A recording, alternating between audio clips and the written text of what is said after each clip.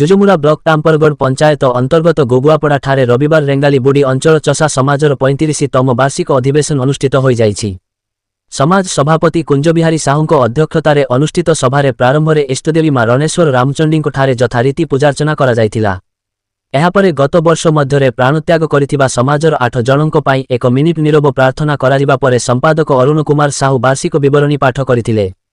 विभिन्न ग्रामरू आसिथिबा समस्या समाधान करा जायथिबा बेले 2टी प्रमुख समस्यार समाधान पाई ग्राम्य कमिटीकु एहा हस्तांतर करा जायथिला।